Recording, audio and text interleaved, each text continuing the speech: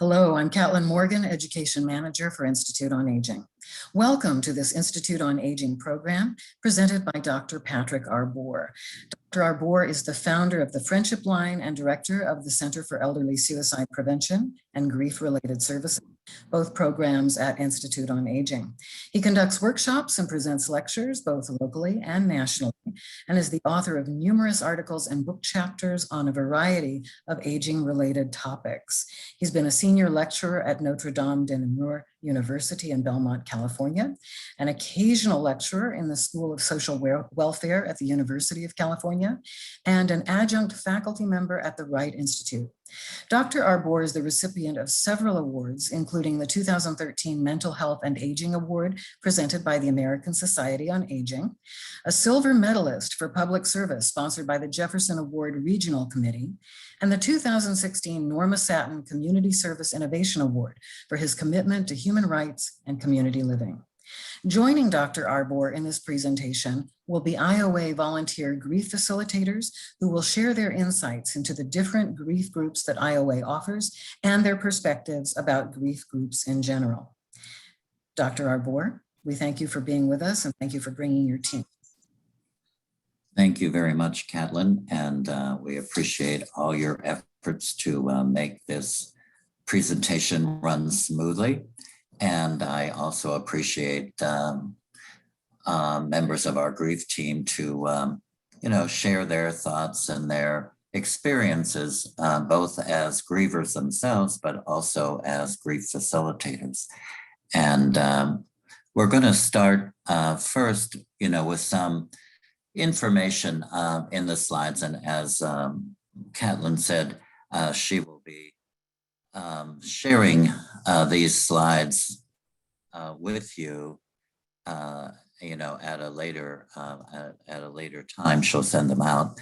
But I'm going to begin with just what is the Center for Elderly Suicide Prevention and Grief-Related Services.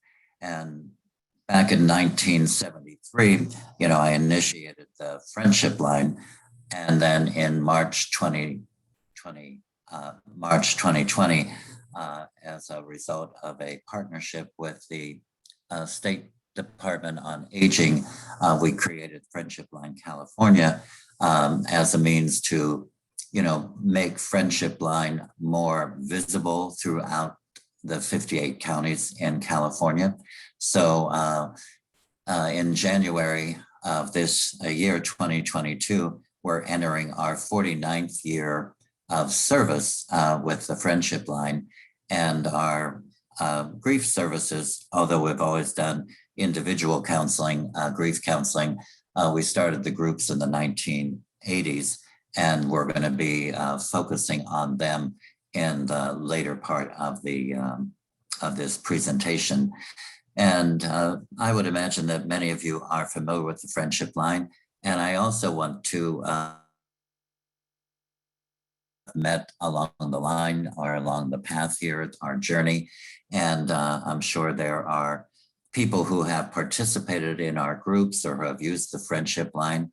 And we're happy that you're here with us today. And I also wanted to acknowledge, since we are going to be talking about traumatic loss, grief and loss, and the feelings and emotions that come up around this, I just wanted to acknowledge those of you who have had a recent or a loss from the past, that, even as I say this, I'm sure you're probably feeling something in your heart chakra, that this, how we resonate with people who we have loved and cared for, and spend time with, family members, friends, colleagues, classmates who may have died as a result of sudden death, maybe suicide or homicide, heart attack, or have died from other causes, such as death as a result of dementia or, cancer or COVID. And I just want to, empathize with you, and I know the grief team empathizes with you as well.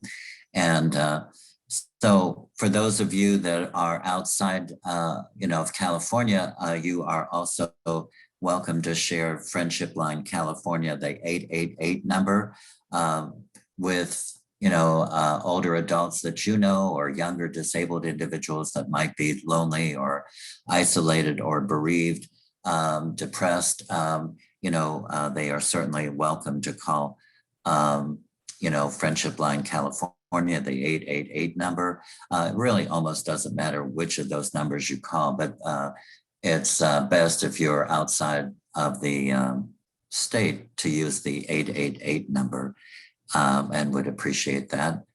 And we also do call out service too. We outreach to, older people or younger disabled people that are having the experience of maybe cognitive impairment and maybe severe memory loss, that they're not able to easily call us. So we will call out to them, especially in areas where we have a partnership of some sort.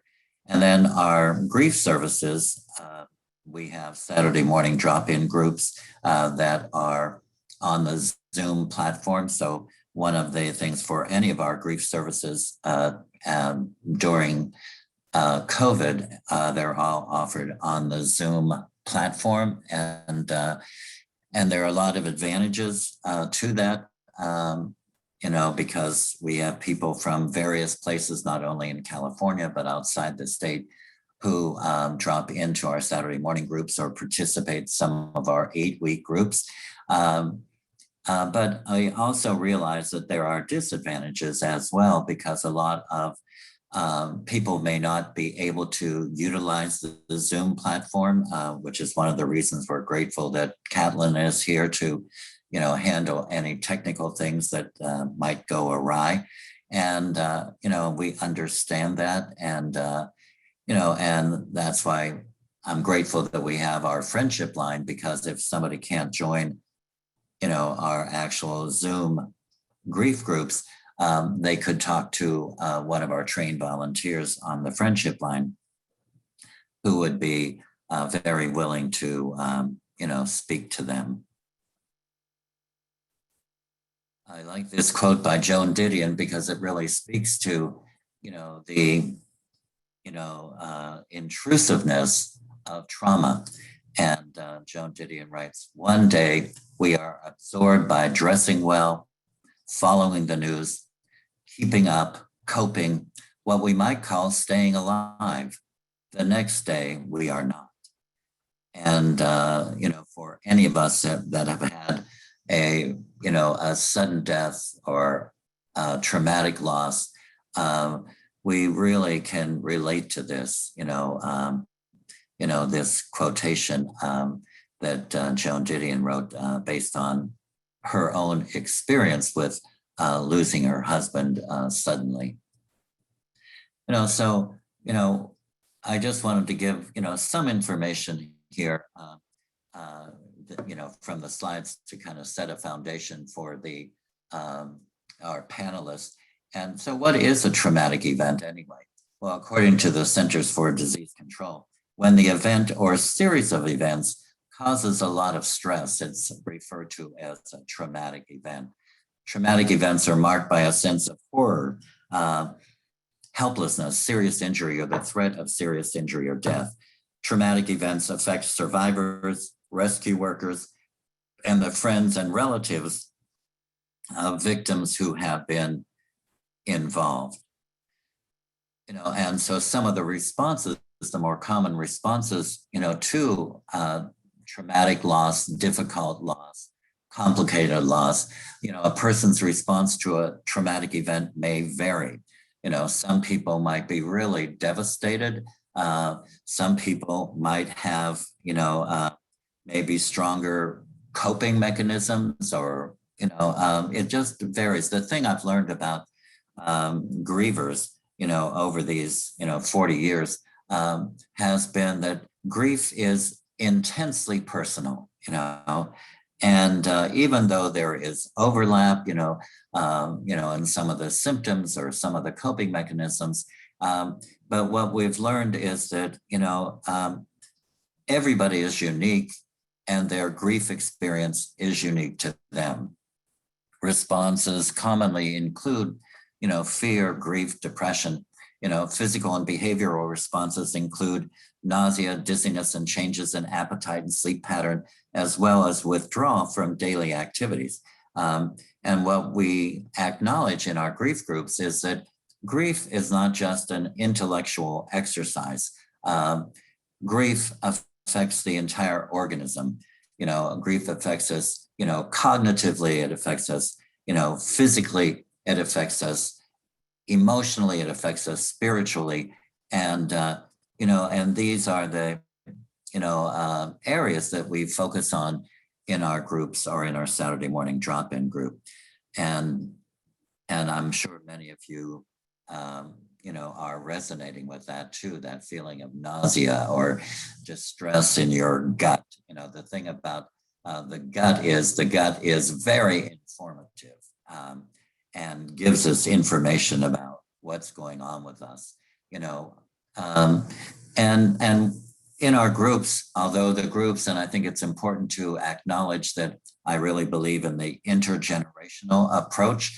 So our grief groups comprise, younger adults, middle-aged adults, and older adults. And, and as we go through our lives, what we want to, recognize is that our lives are inevitably our own, and we want to give meaning to and accept our life story. For trauma survivors, beliefs in fundamental reason and justice are often severely damaged, due to traumatic events that may have happened in their childhoods, adolescence, or along their path. Powerlessness during the trauma event may shatter basic trust and feeling of control. And, and we see this, we see it in ourselves, and we see it, in participants in our groups. Because of trauma, wherever that trauma has kind of appeared in our lives, it's an important phenomenon in survivors, meaning that we have a profound mistrust of fellow humans that may not last, for an extended period of time, but, trauma really kind of shatters our sense of what is ordinary, what is normal, not unlike what Joan Didion wrote in the introduction there. Some researchers believe that it's important to give meaning to a traumatic event.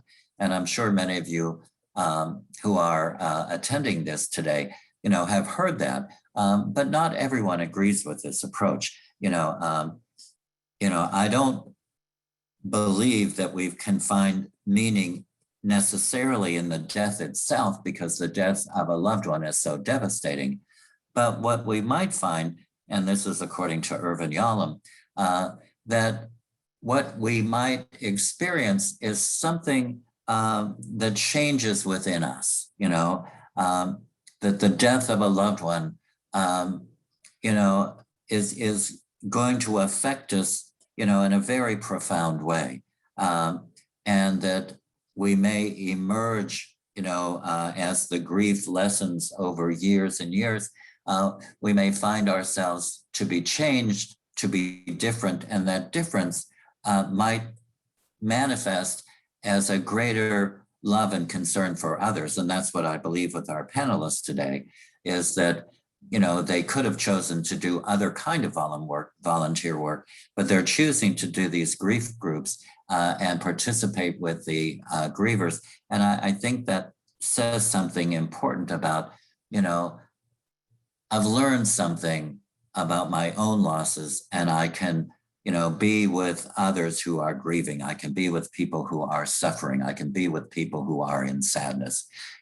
Powerless and vulnerability associated with ruthless human violence evokes intense feelings. And, in our grief groups, we have people that have experienced some really troubling, distressing losses.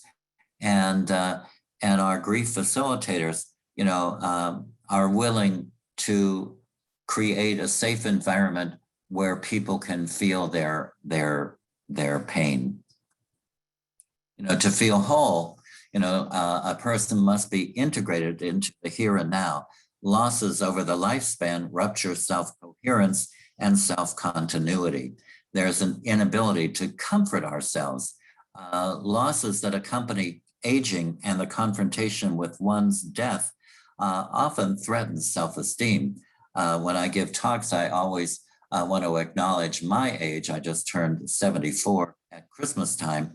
And I've been aware since entering the 70 to 80 age corridor that I'm getting closer to death. Obviously, I don't know when that will be, but I am much more conscious of it. So when I have losses of, loved ones currently, I have a very different kind of response internally that has to do with facing my own mortality. Traumatized individuals also may develop PTSD. The memory of the traumatic event dominates their consciousness, depleting their lives of meaning and pleasure. Certainly we know, and Diana will be speaking about this in terms of our childhood trauma grief groups, that, those traumatic events that occurred when we were little or, in our adolescence, can trigger, visual images that are scary and challenging. I just got a text this morning from one of our grievers who was saying that, he's having these nightmares of fear and he's had a lot of childhood trauma. And that's, that's why we do our groups, is try to help people experience and express those repressed feelings. PTSD symptoms can begin and persist into older age. Individuals who have emigrated from areas of social unrest and conflict may have elevated rates of PTSD. As I'm implying, PTSD can occur at any age. And the course of PTSD, these symptoms can wax and wane over time. According to SAMHSA regarding childhood trauma, more than 2/3 of children reported at least one traumatic event by age 16. Potentially traumatic events include psychological, physical, or sexual abuse, community or school violence, witnessing or experiencing domestic violence, national disasters, commercial sexual exploitation, sudden or violent loss of a loved one, refugee or war experiences, military family stressors, physical or sexual assault, neglect, serious accidents, life-threatening illnesses. Oftentimes people will repress these intense feelings in order to survive, or in order to go to work, or in order to, go to school or manage relationships. And so that gets, kind of into our bodies, that pain. And what we try to do is gently help people, release some of that pain, but in a safe and positive way. Shame is another aspect, of trauma, and it's often seen after a violent death. It arises from the stigma associated with death by suicide or homicide or lingering illnesses. Shame is also part of the experience as the griever comes to grips with magical thoughts that they could have prevented the death by somehow knowing and then taking action. And that's a very, kind of common experience for people who are, in the initial months or years, of a sudden death or someone that had a lingering illness, that I should have done something, I could have something. And that, that's why shame and guilt kind of coexist often with people who are grieving. I like this work by Kaufman, who talks about traumatic grief shame. And she says, it occurs as a result of overwhelming grief anxieties, Traumatic shame damages the protective cover of beliefs, which maintains the integrity of the identity. Traumatic grief disintegrates basic beliefs. And we see this, I see that in myself as a griever, that oftentimes we withdraw, we hold back, we don't want to participate because of the heaviness of grief. Traumatic grief shame can be experienced as being abandoned and helpless. Shame at the shock of death and at one's own mortality, as I was just saying. Shame at the whole wounded inner world of grief. Shame at being stigmatized by death. We want to keep in mind, as the panelists know, that we live in a death-denying, grief-denying society. The message that many of our grievers, will tell us when we do an interview with them, and I'll say something like, what is the response of, family or friends, about this recent loss? And many times people will say, well, they want me to get over it, they don't want me to dwell on it. And they wonder, why do I want to join a grief group? Why would you want to dredge that up? As if those feelings of sadness and sorrow and missing are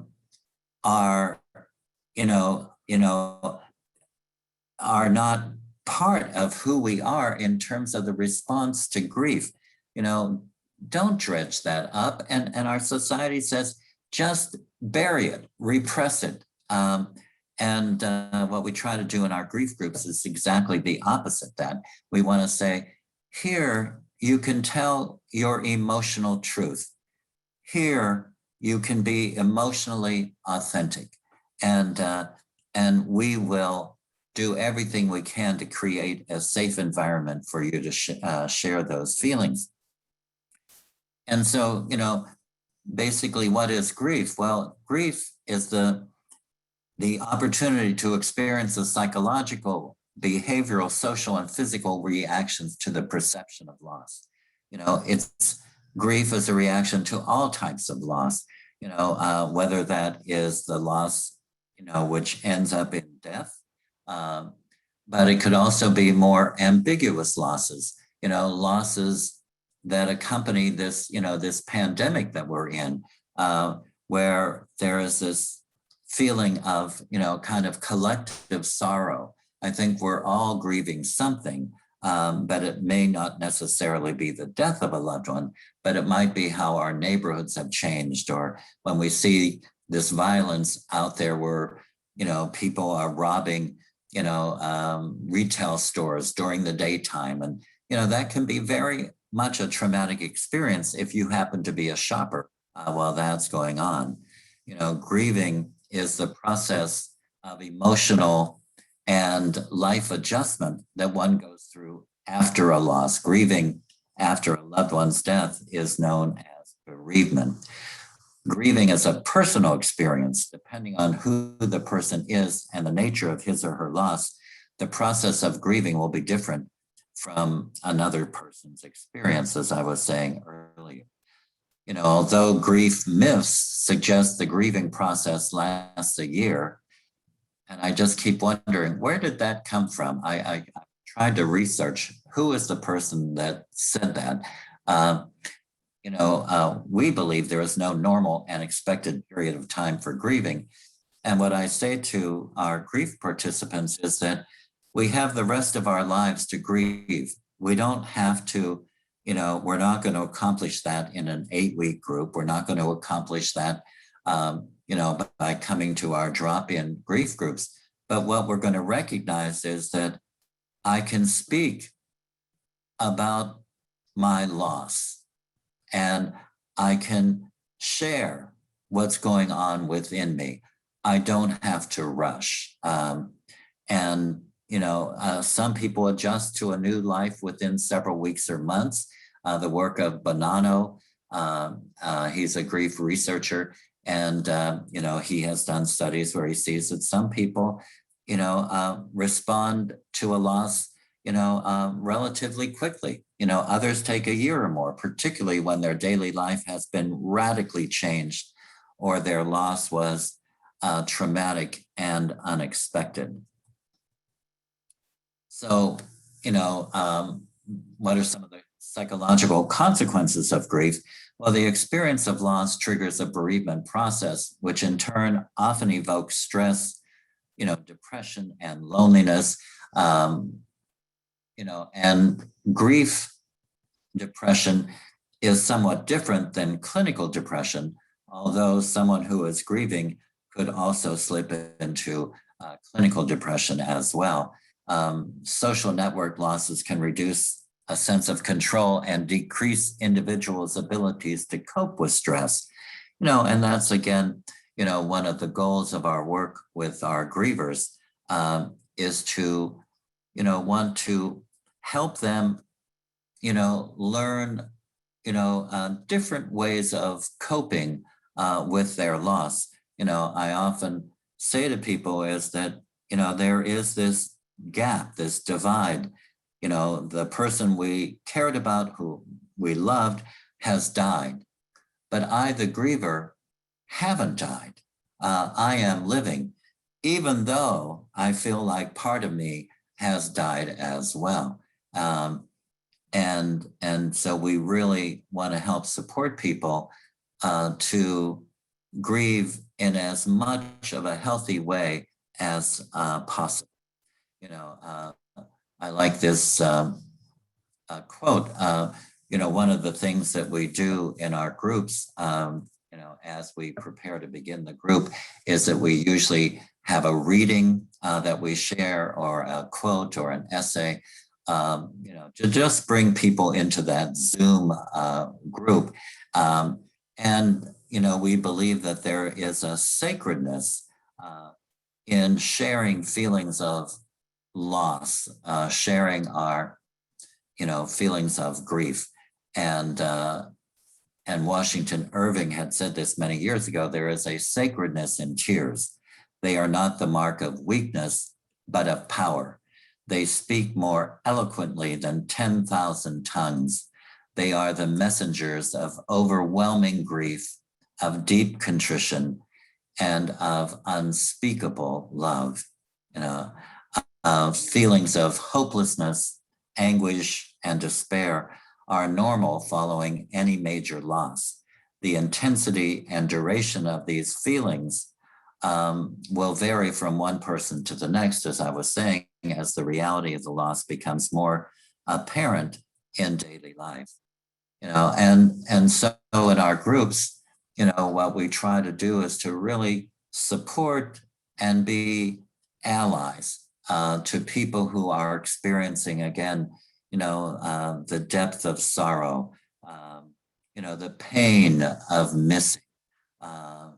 And we look at our groups really as a grief community. And each of our grief groups, has a similar structure. So if somebody comes to the, Saturday morning drop-in group, and then they may migrate to the childhood trauma grief group, or Carol's 12-step 8-week traumatic loss grief group, or the basic 8-week traumatic loss grief group, that there is a similar structure. Because one of the things that, I've learned over these years is that with people that have had, difficult, traumatic, complex losses, we don't want to have surprises, and that's why we let people know, for the 8-week groups, what the curriculum is, so that they understand what's going to happen from week to week, and these like readings that start the groups, or, some of our grief facilitators will also utilize, some, meditation, or just to sit silently, so that we can move into this sacred place of grieving, feeling as much as we can to be in the moment. And I'm going to pause here and ask Catlin if there are any questions that we could respond to now, and then we're going to have the panel begin. Hi, Patrick. No questions, but I did want to acknowledge one of our guests, Felicia, says it took her 6 years to come back to life after losing her spouse suddenly after 13 years. If you would like to say something about that, because I think, as you've said before, Patrick, people are always telling people, get over it, get over it. And she said it took 6 years for her to come back. Well, and first of all, we want to empathize with her, about her loss. And we know, as she's saying, grief is a process. And, it takes time, because we can be very disoriented, for any of us, whether it's our panelists or people who are attending, those beginning months, and years, we can just feel so disoriented. We wake up in the morning and we might wake up and we think, oh, okay, today is good. And then all of a sudden, a wave of grief will overwhelm us, that things are not ordinary, things are not the same, because I am now acutely aware that somebody is missing. And that can be a very challenging way to wake up. And so it takes time to integrate the person that you loved into your lives in a way that feels healthy. And everybody kind of does this at their own pace. So thank you, Catlin, for that. And I just wanted to start first with Linda. I'm going to start first with you. Linda, if you would introduce yourself, and also would you talk about your Saturday morning drop-in group, and also if you want to share anything about your own losses. Okay. Good afternoon, everybody. I'm Linda McKay, and I am a facilitator and a griever. I'm a facilitator of the Saturday morning drop-in group. There's 4 of them. I'm facilitator of one of them, and I've also co-facilitated on the 8-week groups, and we had some special drop-in groups for the holidays that were very helpful. I personally came to IOA 10 years ago when I suffered a traumatic loss of the suicide of my husband. And I started with one-on-one with Patrick, and then the Saturday morning drop-in groups while I was waiting for an 8-week group to come up. I did those twice.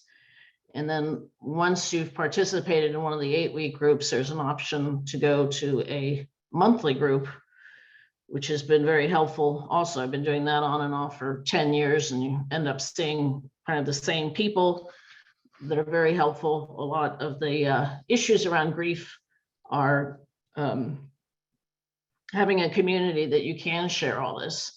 I did go through the PTSD and what they call the dark night of the soul. I had the deep grief depression, which Patrick did point out to me is not clinical depression. It's a melancholic depression just from your life being so upended. And I also used the friendship line. The first time I tried to travel by myself, I came home so traumatized that my husband wasn't in the house, that I couldn't breathe, and they were very helpful. So what Patrick asked me to talk a little bit about is what I've learned about grief from dealing with the grief group, and how it's affected some of my own personal issues with grief. So I relate to everything that he said there. And one of the big things I noticed first off, which he mentioned also, is the timeline. Almost everybody that comes into the Saturday morning grief group says it's been a year or it's been a few months, and why aren't I better? Or my family, my friends all think that I'm supposed to be better. Why am I not better? So we have to explain that grief has its own time, and after traumatic loss, it's unrealistic to think that in a few months you're going to get better. So, you know, just hearing other people in the Zoom box, people are, you know, nodding their heads, and people feel, you know, confirmation that, okay, I'm not the only one that feels this way, that there are other people that are going through the same things, and this is normal. So that really gives people a lot of comfort. Another big thing that I find is the effect of community. You know, so many people say that they don't really have a community that they can express this sorrow, and this group of people that they see every week, each one of them is on different path in a way. I have one griever that puts it as, we're all, well, he's from San Francisco, so he says, we're all on these different streets, but they all lead to the Golden Gate Bridge. So there is, you know, communal sorrow, but we're all heading there from different pathways. And they just feel it's so important that, you know, they wish there was more ritual and communal grieving. They've all said, you know, why don't we have, as a community, more support for each other? Then, you know, they find that after they've been there a while, you know, it kind of goes back to the time thing again, that why aren't I better? But we explain to them that when you first have a loss, especially traumatic loss, there's this shock, and then you're so busy going through funeral arrangements and, you know, legal things, or, you know, setting up accounts, that you're just busy, you're not thinking about it so much. People are calling you, seeing how you're doing. 6 months later, when all that is over, that's when the loneliness really sets in, and you get the idea of, this is going to be a different life. It's not going to be the same life. Just people, you know, another big thing they want to get back to is the way my life was as it was before. And I think Patrick mentioned that at one point, your life isn't really going to be the same, but hopefully there's going to be a lot of richness in this compassion, being able to listen to each other. So yes, it's a really valuable tool for these people to be able to come every week, and the group can be, you know, anywhere from 4 or 5 people to, we're trying to get 8 to 10 maximum. You know, sometimes we get even a little more than that. And, you know, they can feel free, if they're busy, they don't have to come, but they drop in. And as Patrick said, we have the, you know, reading to kind of bring them into the space and to share, you know, share what their difficulties are at the time. And, you know, there's a lot of unexpected things, like people say that this idea of self-evaluation comes into it, that their life has changed. So the next thing they know, they're looking at their life, and they get support from the other people in the group. And, you know, then it's not predictable either. Sometimes you expect that a event is going to cause you horrible grief, and it doesn't. And then other times you can just be walking down the street and it hits you. So that comes up a lot in the groups also. So besides the commiseration, the things that have changed my life from doing the grief group is healing from just being of service. I had, you know, a therapist, and I think Patrick also told me that one of the ways through healing is being of service to other people. So I've become so much more compassionate and understanding that, you know, somebody might just be having a bad day, and I understand what they're going through when other people can't. And there's, you know, there's a lot of growth in exploring this place of sorrow. And one of the things that's come out of healing is that I can feel the sorrow and recognize the sorrow, but I can also have a feeling of joy and appreciate life, where, you know, 10 years ago, I couldn't. It all seemed useless. Now there has been a feeling of, you know, there is some value in continuing to live.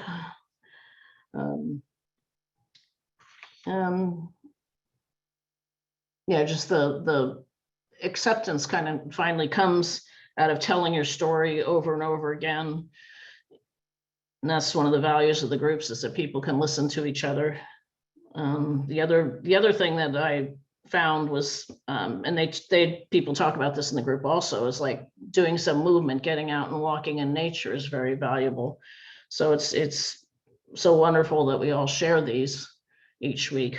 And then, like I said, I also participate in as a participant in the monthly grief group. And those are people, some people went to Patrick's groups 20, 30 years ago, and they come back occasionally. So you have this lovely feeling of community. So thank you very much. And thank you, Linda. I really appreciate your comments, and I'm sure the attendees do as well. And also, I just want to recognize that when we share our own griefs, you know, like the death of your husband, I really appreciate your willingness to be open about that. I think in one of the slides, I say that the numbers of people that have been through the Saturday morning drop-in groups from July 1st, 2021 to, I think it was January 10th, we had 883 people among the 4 Saturday morning drop-in grief groups. I'm going to ask Deborah to go next, if you don't mind, Deborah. And Deborah's coming to us from Scotland. So we really appreciate her willingness to participate. And, Deborah, if you could share, your experiences with your drop-in group, and anything you want to say about your own grief would be welcome. Okay, thank you. You can hear me okay, right? Yep. I've got my ear. Okay. What I guess I'll tell a little bit about my background in terms of grief.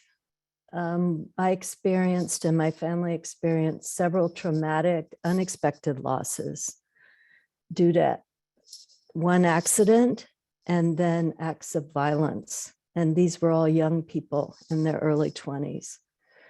But I think the thing at that time, I was a caretaker for other people going through this. And then my husband was the thing that kind of tipped me over the edge. 7 years ago, he was diagnosed with ALS and given a life expectancy of 1 to 3, 3 years actually, by somebody, a doctor at UCSF, but he was gone in 4 months.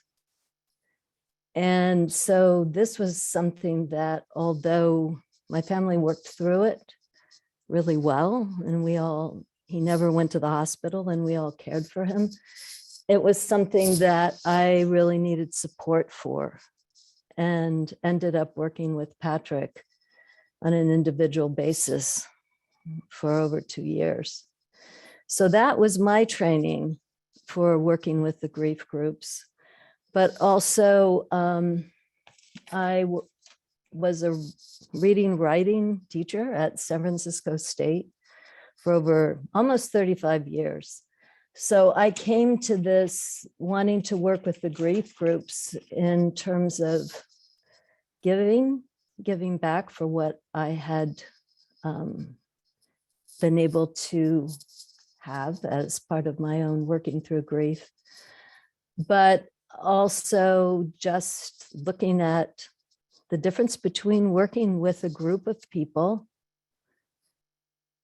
and not having a goal, except for the goal was to open up a space for people to tell their stories. So what I wanted to highlight here were 2 things. And Patrick referred to the structure of the groups. And what I wanted to kind of highlight right now is the structure of the groups. And I'll use mine as an example, but we all follow a similar path. And how that supports people, the participants in community, and provides a safe space for them to tell their stories. As Patrick mentioned, people come with anxiety and shame and guilt, withdrawal. They come with this heaviness of grief, and these groups offer them an opportunity to open up. And the second thing I want to do, and so I want to move through that more quickly, is to give some responses from participants. These are quotes from them that demonstrate both this sense of community, but also this safety that participants feel. So our Saturday morning drop-in groups are from 10:30 to 12. It's an hour and a half. As Linda pointed out, we have somewhere between 8 and sometimes 12 people. And I want to highlight sort of the ritual and the structure of these. Participants tend to be able to sign in 15 minutes early, and that's the time where they can chat and catch up with each other. And then the basic structure begins. Most of us use a meditation. It's a guided meditation. And the reason that we do this is for grounding and to support awareness of mind and body, and how mind and body, an awareness of that can help us be centered and help us really cope with the grief. And it also, the meditation, it provides a space for moving from the busy world outside, where people are not conscious of death and grief, or they also can move from the interactions of others that may lack sensitivity to what they're feeling, and it serves as a grounding. The second part of what we do is we have these guidelines. And when I first, the guidelines are designed to create a safe space for people to say what they need to say. When I first started working with the grief groups as a observer volunteer, I was trying to figure out what to do with all these long guidelines. And I asked Carol, who's going to speak in a little bit, and she said, just follow the C's. And the C's are basically have to do with helping people understand that it's not a therapy group, that what it's really founded on is creating community. And the way that we do that is by compassionate listening. We're not a discussion group, but we listen to each other carefully and with full attention. And that includes no crosstalk, which means no interrupting or advice giving, no references such as what I did when that happened to me, or, but what we do encourage is people referring to each other's stories if it helps them tell their own. The other part is confidentiality, using only first names, and consideration of time of others, since especially in a large group. And the final thing is no comparing. We don't want to compare each other's grief, our grief, to someone else's. As Patrick said, each grief is individual. So the first round that we go around and each person gets to speak is to introduce ourselves and who we are grieving. We check in with a question. We offer a question, we as facilitators, such as, this is Patrick's question, which works really well. What motivated you to come today? And I'm going to give some responses in a minute. Sometimes I invite people from the very beginning to speak, but oftentimes too, I go by self-selection, who's ready. And then in the next step is a reading, and which we screen share, which was included in an email to the group, usually read twice by 2 different participants. And the goal is to encourage connections to a personal story. And where do these readings come from? We choose the readings because we want to be conscious of the cultural and ethnic backgrounds of the participants. And sometimes this is hard to do. Facilitators share. So these facilitators are amazing. We just openly share. We post what we have. We take from each other. We say thank you or don't, but we all know. Patrick has these amazing files. They're excerpts from articles about grief, professional, academic, feature stories from magazines and newspapers, poetry, contemporary, in the public domain, song lyrics, haiku, books, memoirs, novels, and nonfiction. All this is a wealth and that participants enjoy. How are they used? Not as analysis or explication like I used to do when I taught. They're used as a vehicle for participants to gain insights and to look more deeply into their own grief stories. People need to tell their story over and over again, and readings can provide a different context and illuminate how they are learning and growing. And then we do response to the readings. People can respond to the whole reading, or oftentimes if it's a large group, they just pick a line.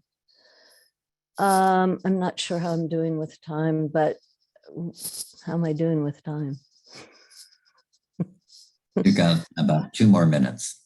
Okay, so in the last 2 minutes, what I want to do is I want to talk, I'm going to just, rather than continue with the structure, what I want to do is I want to give some responses from participants to the question about what motivated you to come today, and hopefully have you keep in mind this idea of how the structure promotes these responses. So these are actual responses from the participants. What motivated you to come today? I consider this group safe. I appreciate this new way of looking at things. I come to the group to be able to express my emotions, be heard, and become a better person. I like what I feel and what I learn. It's a release and helps to ward off negative thoughts. I have 2 places I can talk about death. One is here and the other with my 6-year-old daughter. I need to share to open my heart. Grief has opened me to empathy in community. I come to gain more courage and more acceptance of what I cannot change. And just to end, that's what the group has done for me. The same thing with my own grief. Thank you, everybody. Deborah, thank you very much for sharing not only your own grief story, but also, the structure of the group and the comments that some of the grievers made in terms of why they come. Thank you. Carol, I'm going to go to you next, if you don't mind. And Carol's been with us for quite a long time, and I'd like you to speak about the creation of the 12-step 8-week traumatic loss grief group, if you don't mind, and then certainly anything else you'd like to share. You have to unmute. There you are. Thank you very much, and it's a pleasure to be here.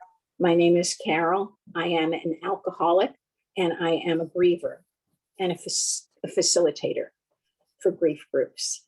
I've been sober since 1971, and in AA, I learned a lot of tools for living sober, but I learned very little about how to live with grief. In 2013, I experienced a series of traumatic losses, which I'm not going to go into, but the 3 most important people in my life died in tragic circumstances, and I was traumatized. I had more than 20 years of sobriety at that point, but I learned very little about how to deal with grief. I knew AA had helped me heal my alcoholism. So I did the only thing I knew, and I went to AA meetings and I cried and I tried to share about what happened to me. But basically in AA, you get 3 minutes to share. And then we move on to the next person. And I could not tell my grief story in 3 minutes. But I kept going to AA and I couldn't understand why I wasn't feeling better. Why was I still haunted by the memories of what happened? And why couldn't I move on with my life like people suggested? So in desperation, I began looking to places other than AA for tools to be able to deal with the trauma in my life. I tried many paths and some were more helpful than others. But then I was led to Patrick. Some would call it that the higher power led me to Patrick. I believe that personally. And I started attending the Saturday drop-in grief groups. I saw Patrick individually for a long time. And then I went to to Patrick's 8-week grief groups. And I probably went to 3 or 4 groups. And it took me a long time, but slowly I began to heal and feel more awake in my life and not completely subsumed by the trauma that I had experienced. Because it's very much like what Patrick was describing, waking up in the morning. I would wake up gasping. It would be, I would open my eyes and I would I would gasp that this was what my life had become, so empty and meaningless. But through the grief work and some of the other avenues that I chose, I started to feel stronger. And in AA, just like Linda was sharing and Deborah was sharing, we're taught that in order to keep it, you have to give it away. So when I was feeling better, I asked Patrick if I could help in any way with the grief groups. And I was afraid to do that, but I also really was so grateful for what I had learned. And Patrick took me under his wing and really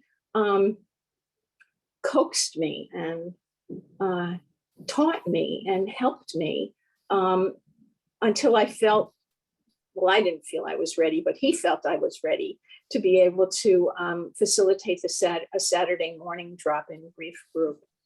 And from there, I started co-facilitating these 8-week grief groups with Patrick, which are different from the Saturday morning group.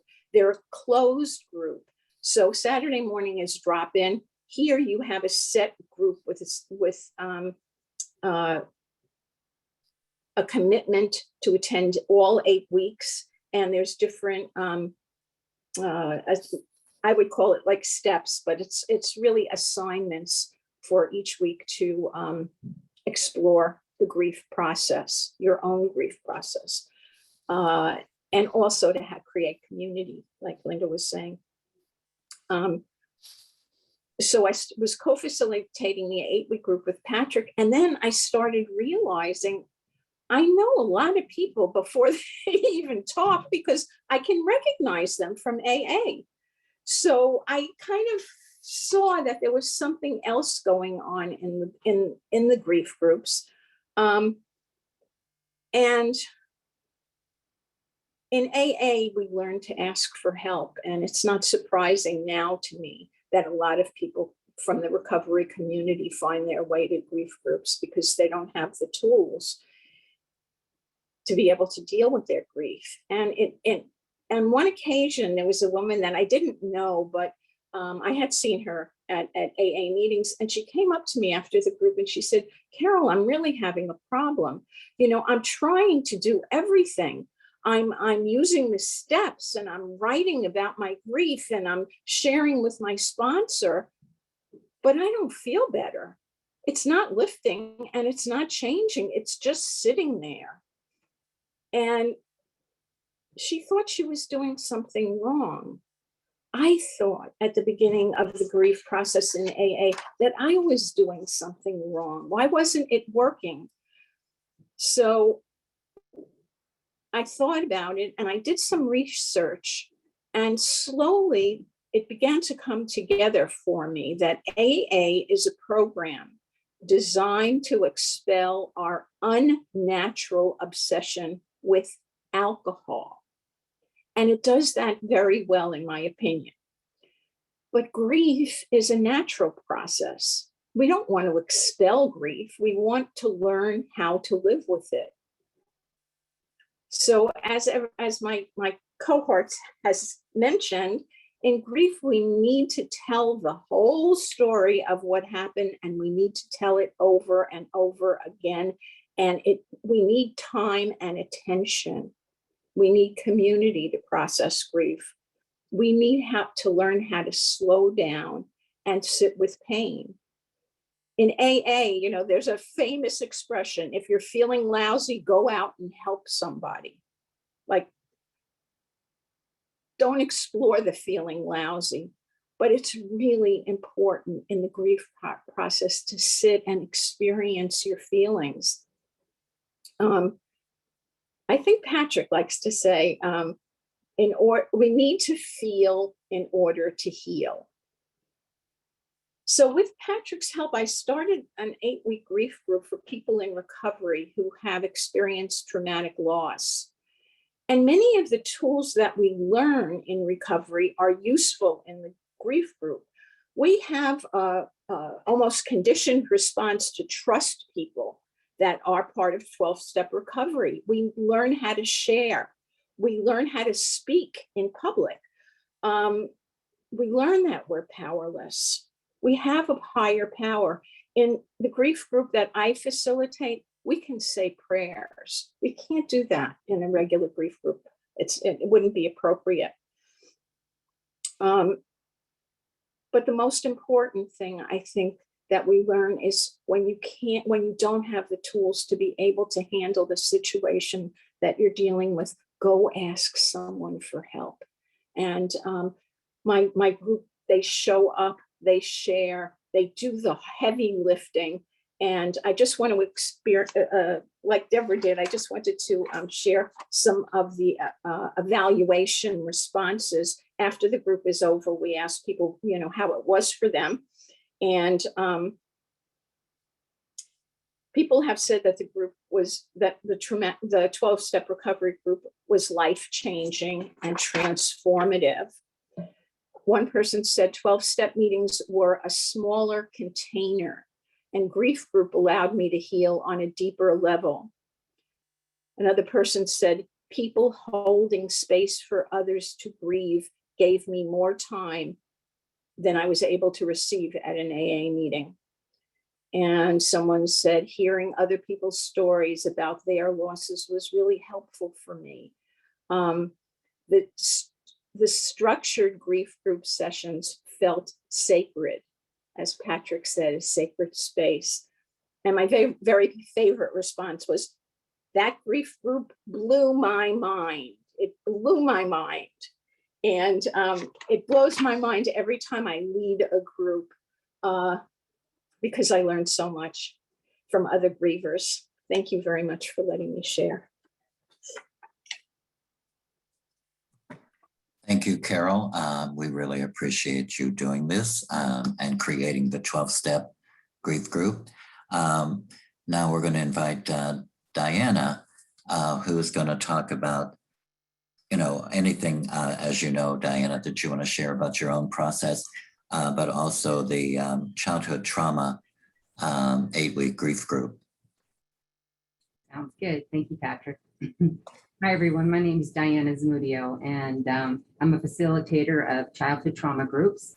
I am a childhood trauma survivor myself, and I met Patrick almost 10 years ago, and side by side, I was doing ACA work, which is a 12-step program for adult children of Alcoholics Anonymous, adult children of alcoholics. And it was there where I started to get in touch with my feelings. And I was feeling really bad. And then I started seeing Patrick regularly every week. And he had suggested I take one of his 8-week grief groups. And I didn't quite understand why, because I knew they were for somebody who had passed away. But I knew intuitively that I had grief from my childhood. So I went to my first 8-week grief group.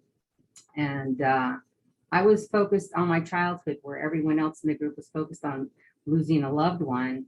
And it was there where I realized, when Patrick suggested that I do the exercise on my mother, who had been gone for 20 years. And I thought, well, she's been gone so long, haven't I already dealt with that? And in doing the exercises for the 8 weeks that we were together, in week 4, Patrick has us write a letter to our loved ones that have left us, just sharing how we feel, how things have changed, and anything that's on our heart. And that experience is what really kind of changed my entire life. When I read the letter to the group in the 8-week gathering, I don't think anybody understood a word I said, because my tears just kind of came flooding out. And I realized in that moment I had never grieved my mother, who had been gone for 20 years. And I started learning that my emotions from my childhood never really got addressed. When coming from a traumatic childhood, we were not allowed to have emotions. It was more important on how things looked, and no importance was placed on how one felt in my home growing up.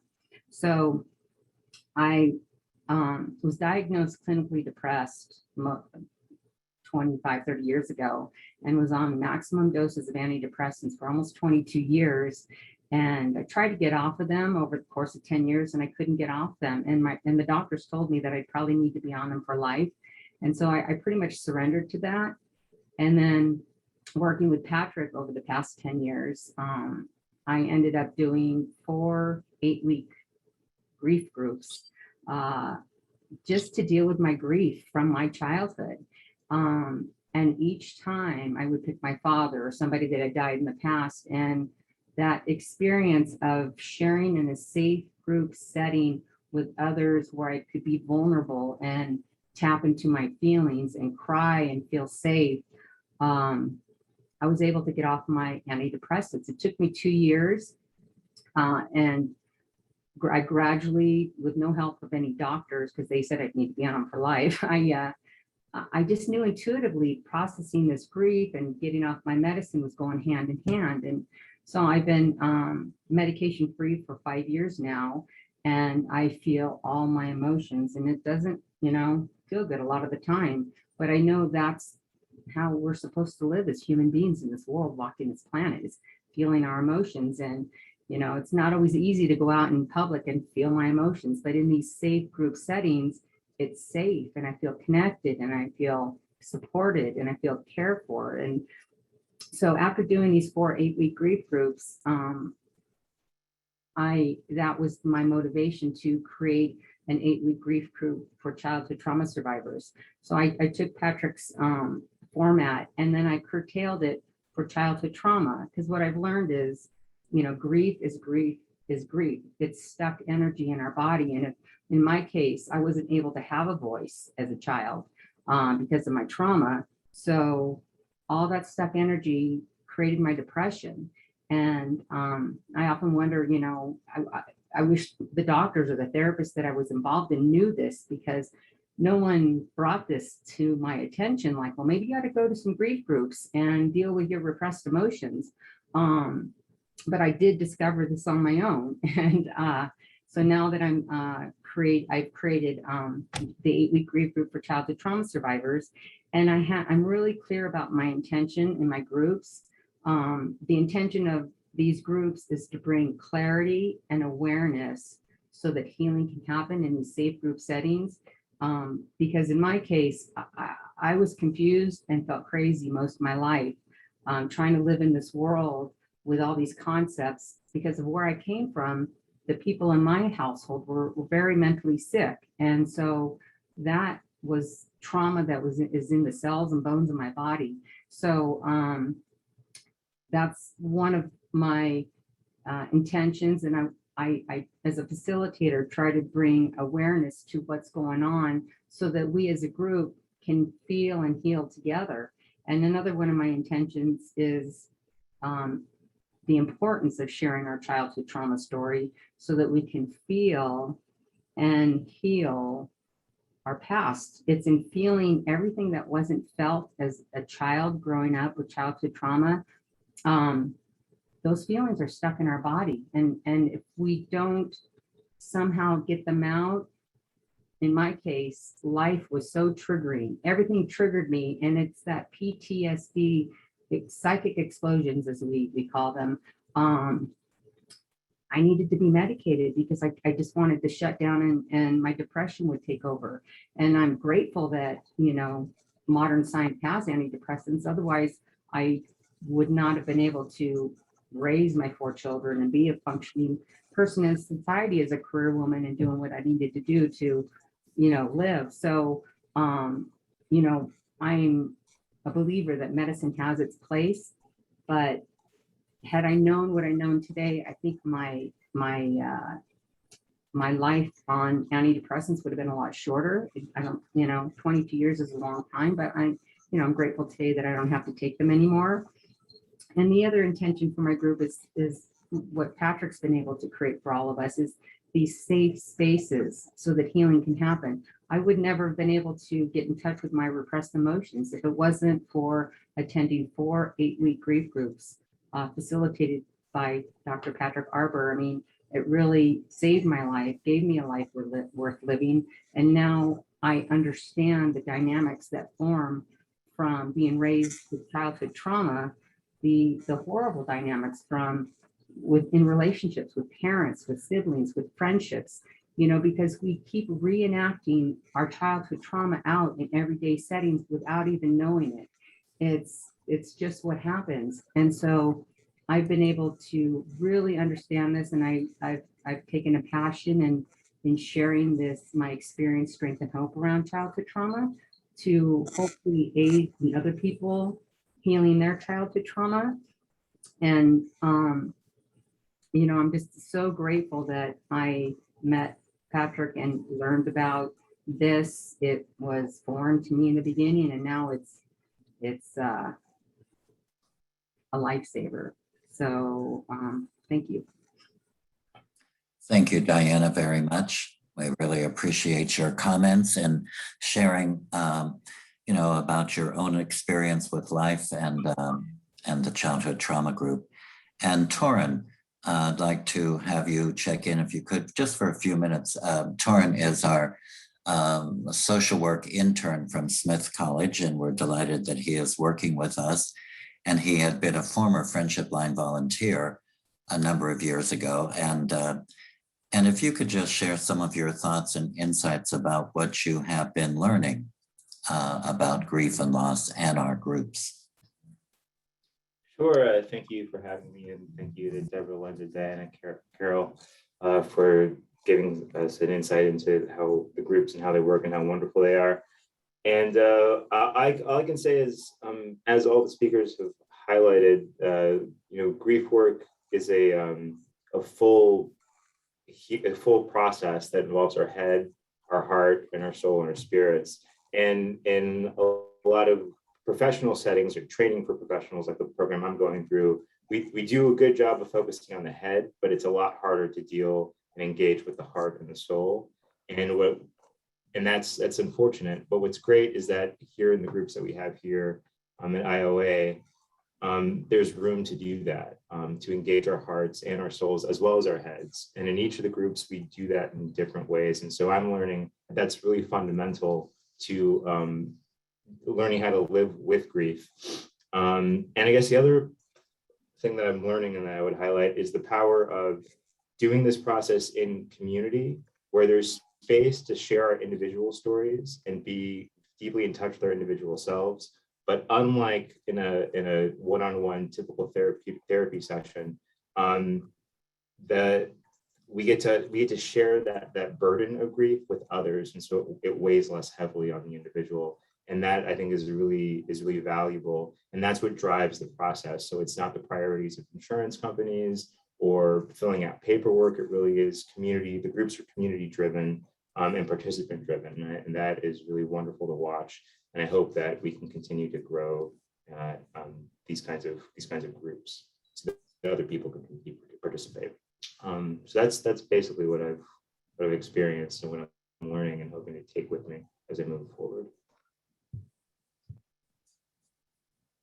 Thank you, Torin, very much for your insights. And again, for those of you who are attending this presentation today, I think you can see why I really enjoy working with this group. And Torin has been with us this semester and, has been a really wonderful addition.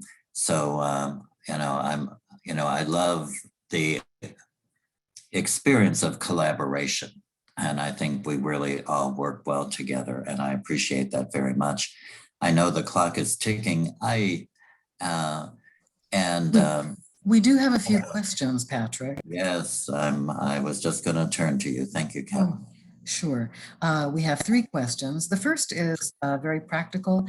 Is there a curriculum or a guidebook to be able to offer and facilitate the 8-week groups? What we can provide, which we will do if people are interested in our 8-week structure, is that we have a syllabus that I'm happy to share. And for the 8-week groups, and then we have our guide, we have various things that we're happy to share. So if you email me, and on the slides when you get them, my email address is there, and you can always email me. And then you might not hear from me, but you might hear from Torin on my behalf. And thank God for help. And so, yeah, we'll be happy to share what we can with you. Perfect. The next question is from Mark, who asks, for someone who doesn't feel ready for a group yet, can you please comment on what is particularly helpful for a counselor to offer and provide to someone who's grieving?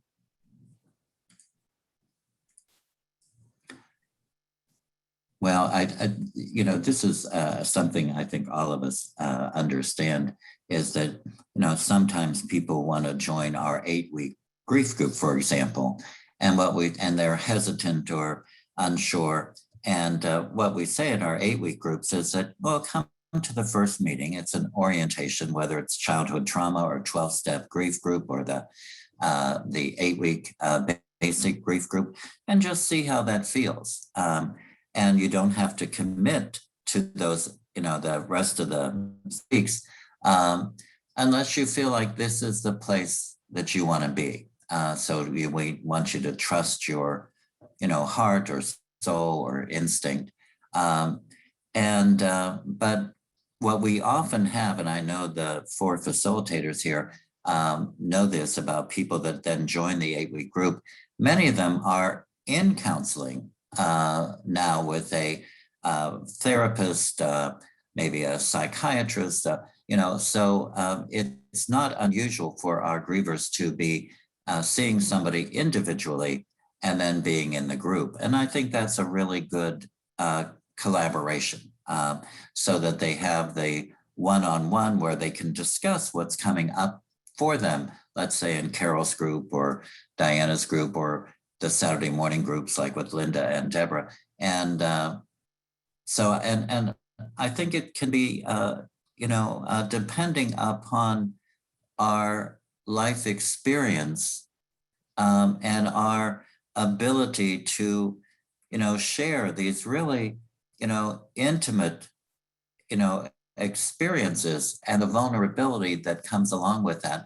I can see the importance of working with somebody individually in that way, and until you feel confident enough that you can participate in a group, and groups are not necessarily for everybody. I would imagine my colleagues here would agree with that.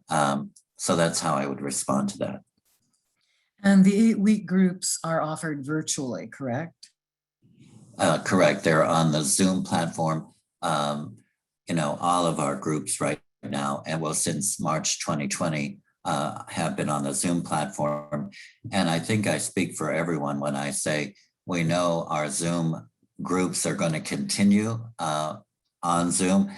We may, at some point, when this pandemic eases, because every time I think we're going to be able to do in-person groups at Institute on Aging, then another variant emerges and it sets us back again.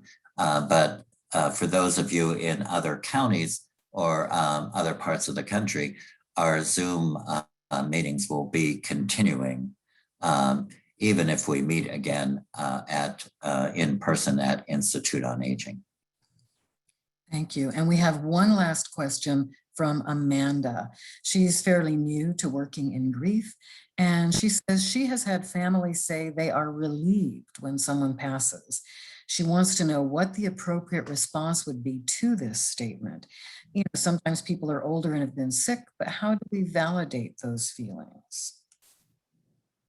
Well, again, I can see my team here nodding their heads. I'm going to give them a chance to respond to this. But what I would say is that I do hear that from families, especially if the person who, the loved one who dies is someone that has died as a result of dementia, usually Alzheimer's type, or has died after a what would be called in quotes a battle with cancer or some other terminal illness. And what I say to people is that relief is probably accurate, which is I'm relieved that my loved one is no longer in pain. But what I suggest is not to assume that relief is the only feeling that that person is going to have. That's going to change down the road. So underneath that relief are other feelings of loss, of sadness, of missing. That's all there. And if you're a family caregiver for someone that has dementia or other, terminal illness, there are complicated feelings that will arise down the road. Do any of you, Linda or Carol or Diana or Deborah, want to comment on that?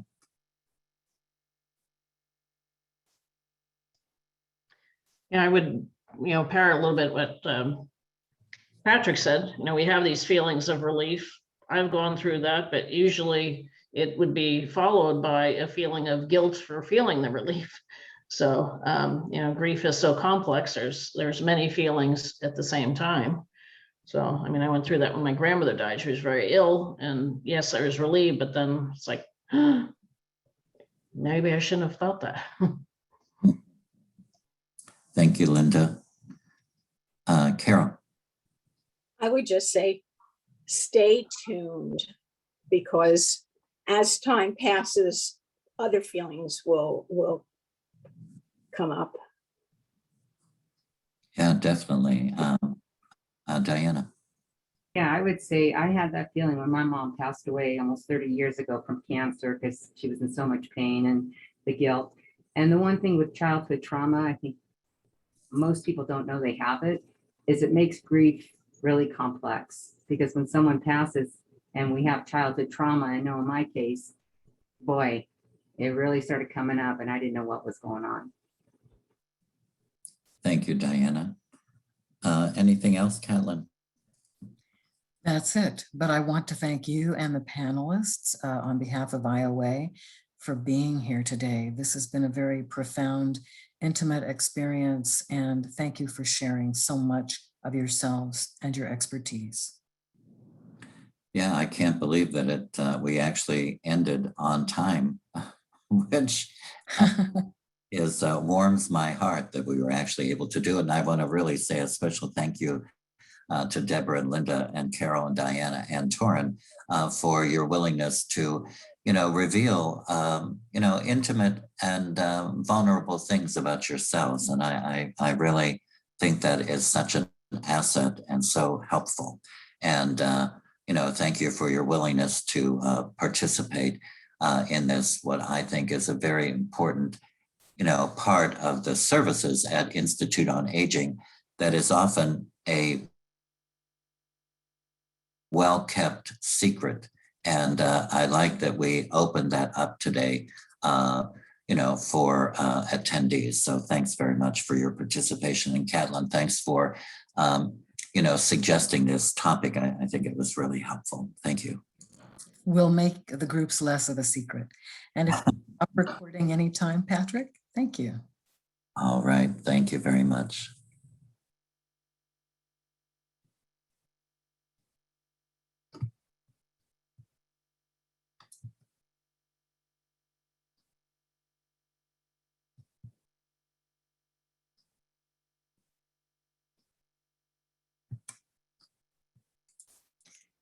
And do you see how to stop? There we go.